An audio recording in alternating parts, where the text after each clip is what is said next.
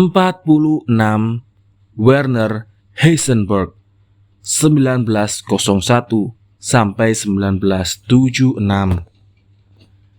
Pada 1932, hadiah Nobel dalam bidang fisika dianugerahkan kepada Werner Karl Heisenberg, seorang fisikawan Jerman, berkat perannya dalam penemuan mekanika kuantum, salah satu pencapaian terpenting dalam sejarah ilmu pengetahuan.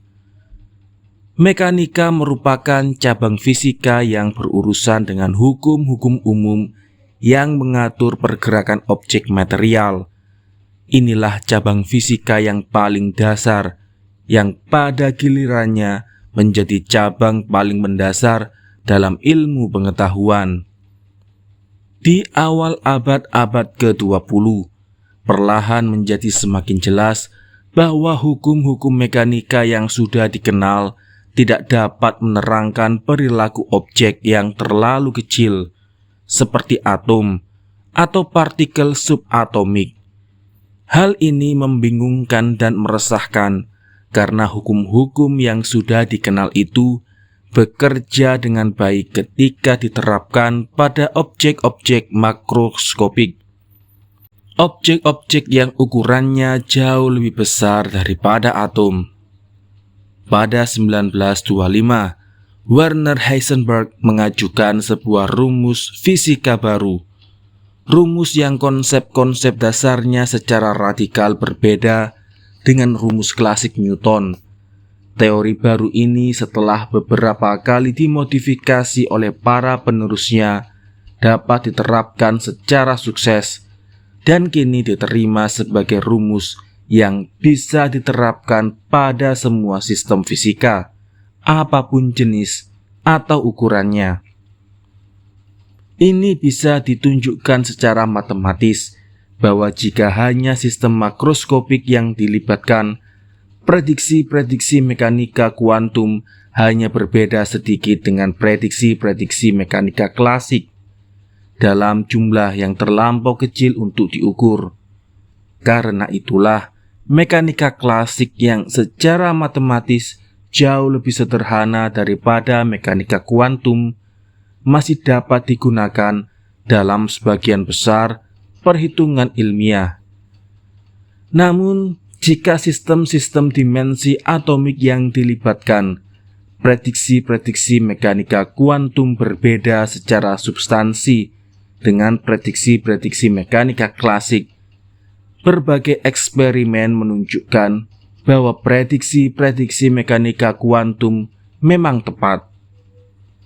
Salah satu konsekuensi teori Heisenberg adalah prinsip ketidakpastian yang terkenal dan dirumuskannya pada 1927.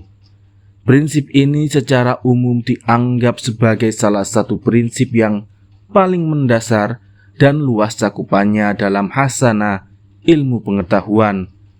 Yang dilakukan prinsip ketidakpastian adalah memberikan batasan teoritis tertentu pada kemampuan kita dalam membuat pengukuran-pengukuran ilmiah.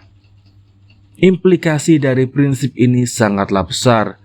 Jika hukum-hukum dasar fisika mencegah para ilmuwan dalam kondisi paling ideal sekalipun mendapatkan pengetahuan akurat tentang sistem yang sedang diselidikinya, maka jelas perilaku sistem tersebut tidak akan dapat diramalkan secara sempurna di masa datang.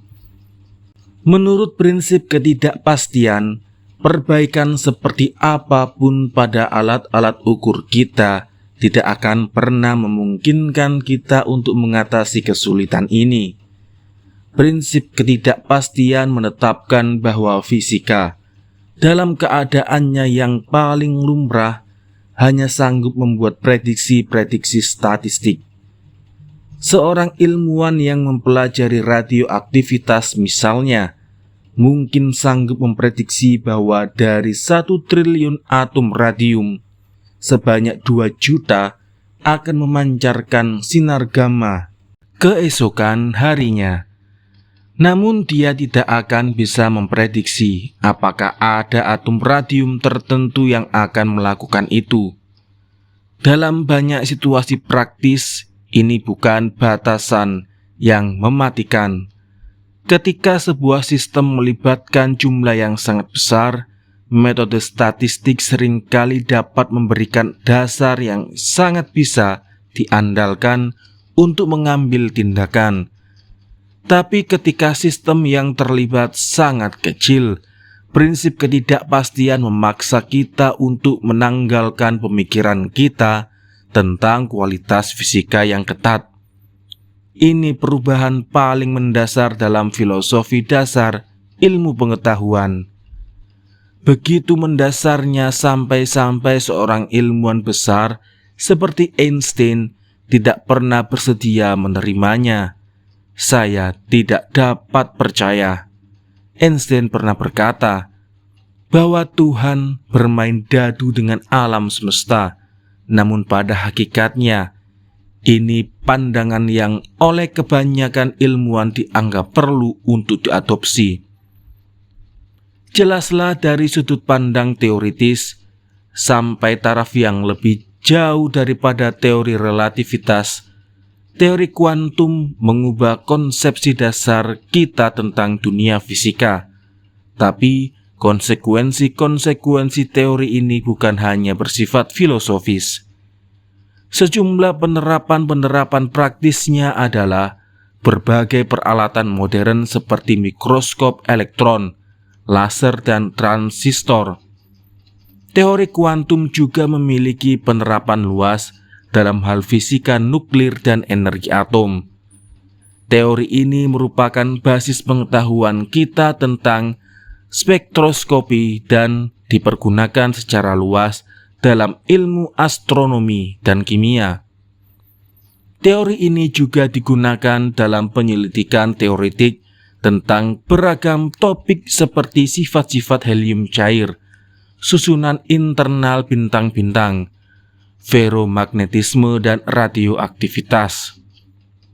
Werner Heisenberg dilahirkan di Jerman pada 1901. Dia menerima gelar doktor dalam bidang fisika teoritis dari Universitas Munich pada 1923. Dari tahun 1923 sampai 1927, dia bekerja di Copenhagen bersama fisikawan besar asal Denmark, Niels Bohr.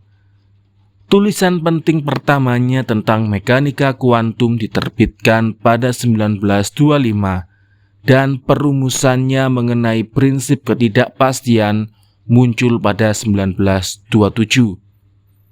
Heisenberg wafat pada 1976 di usia 74 tahun. Dia meninggalkan seorang istri dan 7 anak. Memandang pentingnya mekanika kuantum, para pembaca mungkin bertanya-tanya mengapa Heisenberg tidak berperingkat lebih tinggi dalam daftar ini. Heisenberg bukanlah satu-satunya ilmuwan yang terlibat dalam pengembangan mekanika kuantum. Sumbangan berbobot lainnya datang dari pendahulunya, Max Planck, Albert Einstein, Niels Bohr, dan ilmuwan Prancis Louis de Broglie. Selain itu, banyak ilmuwan lainnya termasuk Erwin Schrödinger dari Austria dan B.A.M. Dirac dari Inggris memberikan sumbangan-sumbangan besar pada teori kuantum di tahun-tahun sesudah penerbitan tulisan penting Heisenberg.